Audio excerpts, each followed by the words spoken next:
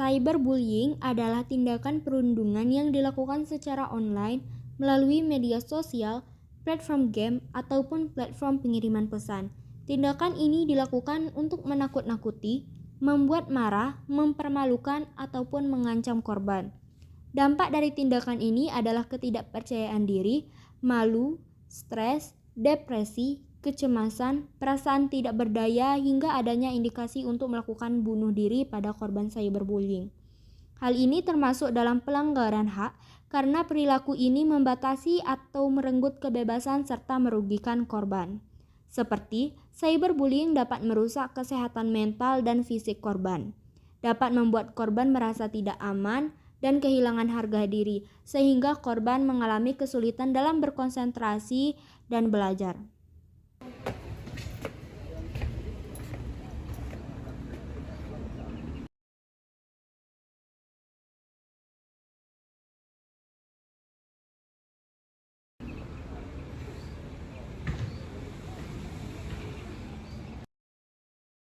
Nah, jadi teman-teman, tadi malam kan udah aku umumin di dalam grup kelas kita kalau hari ini nyumbang untuk uang perpisahan.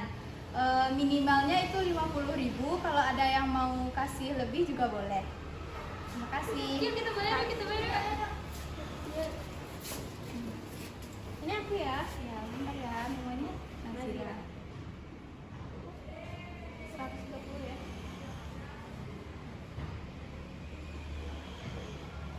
Thank you. Ya, Cia. 80 ya. Makasih ya. Makasih. Iya, makasih Cia. Ini aku ya, 150. Terima kasih Amel. Terima kasih.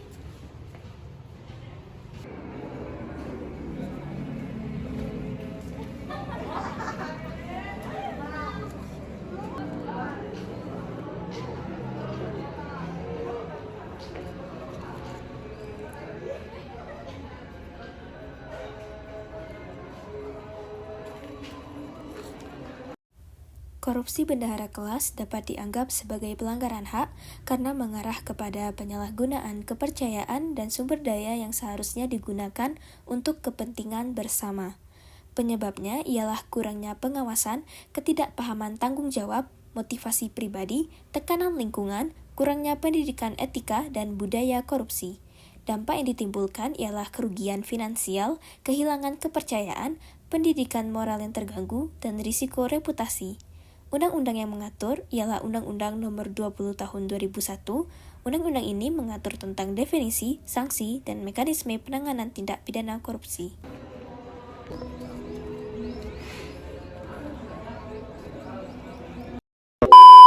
Lapar nih. Kantin Mama Jo menawarkan berbagai jenis makanan dan juga minuman.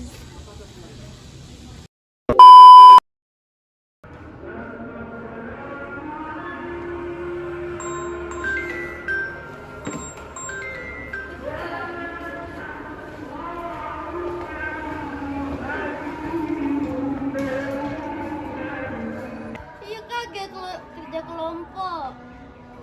Lalu dia kak aku makan tadi. Kia sudah makan. Sudah makan. Pelanggaran hak diskriminasi bahasa adalah perlakuan tidak adil terhadap individu atau kelompok berdasarkan bahasa yang mereka gunakan.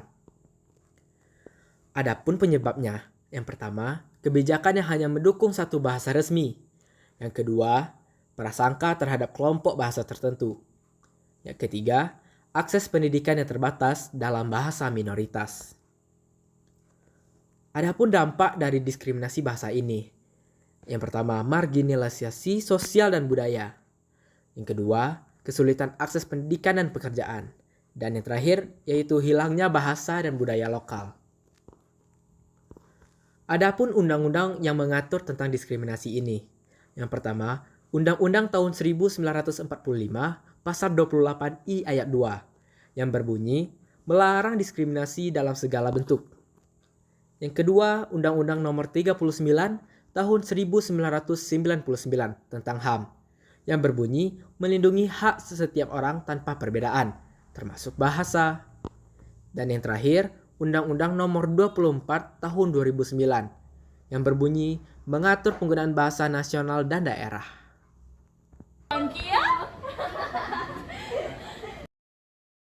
Sering dimimin pakai sound apa sih itu kan?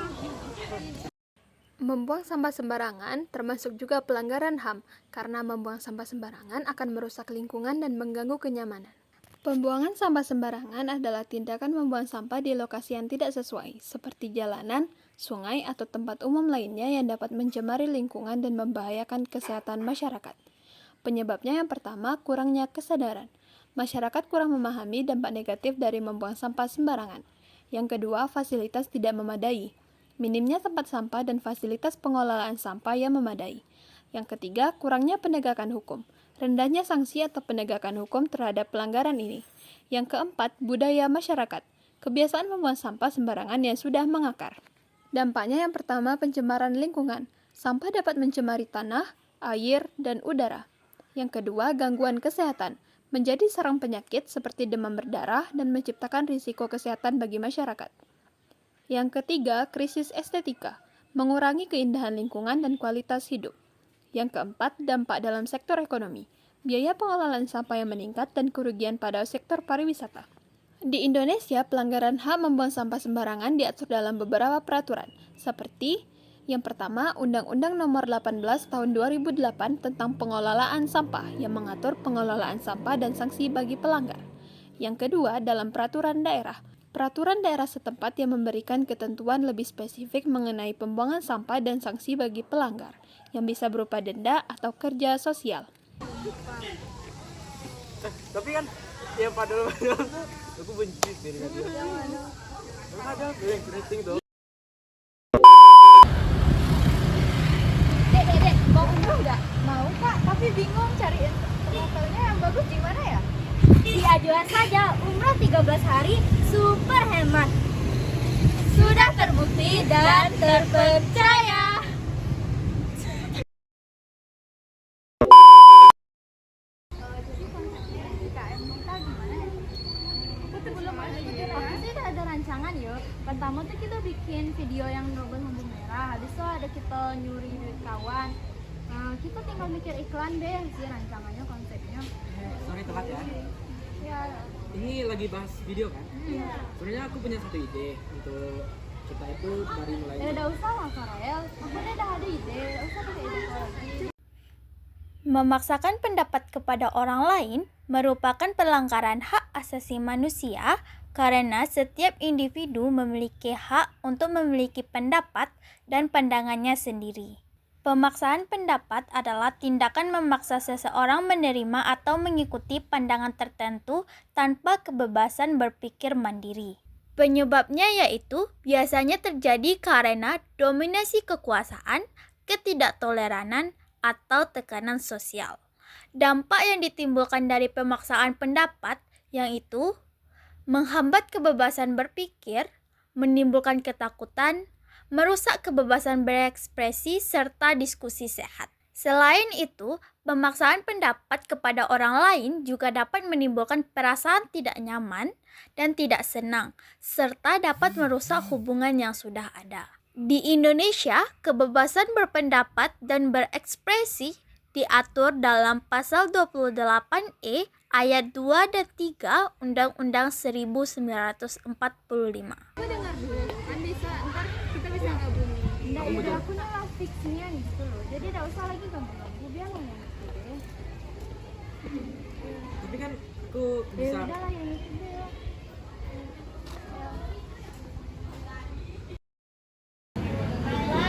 Jadi kita hari ini akan mengadakan ruangan fisika ya. Siapa kakak kalian?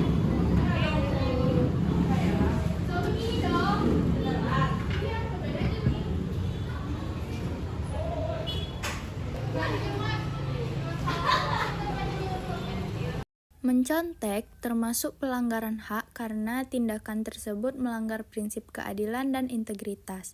Ketika seseorang mencontek, mereka mengambil atau menggunakan hasil usaha, pengetahuan, atau ide orang lain tanpa izin, yang berarti mereka tidak menghormati hak intelektual atau hasil kerja keras orang lain. Selain itu, mencontek merugikan pihak lain yang berusaha dengan sungguh-sungguh serta merusak sistem penilaian yang adil dalam pendidikan.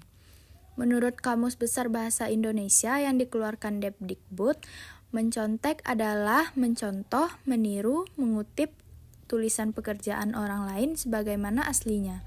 Perilaku mencontek merupakan suatu perbuatan atau cara-cara yang tidak jujur, curang, dan menghalalkan segala macam cara yang dilakukan seseorang untuk mencapai nilai yang terbaik dalam menyelesaikan tugas, terutama pada ulangan atau ujian. Penyebab dari mencontek ada beberapa hal.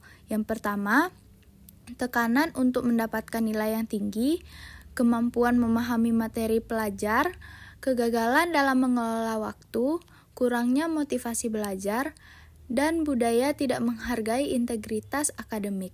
Lalu, apa saja dampak dari mencontek? Yang pertama, hilangnya rasa percaya diri. Lalu, hilangnya juga rasa tanggung jawab, berkurangnya daya kreativitas, tidak mengembangkan kemampuan mandiri, dan hilangnya rasa keadilan. Untuk undang-undang yang mengatur tentang mencontek, ada pada Undang-Undang Nomor 20 Tahun 2003 tentang Sistem Pendidikan Nasional yang mengatur prinsip-prinsip pendidikan yang mencakup kejujuran, integritas, dan etika dalam akademi.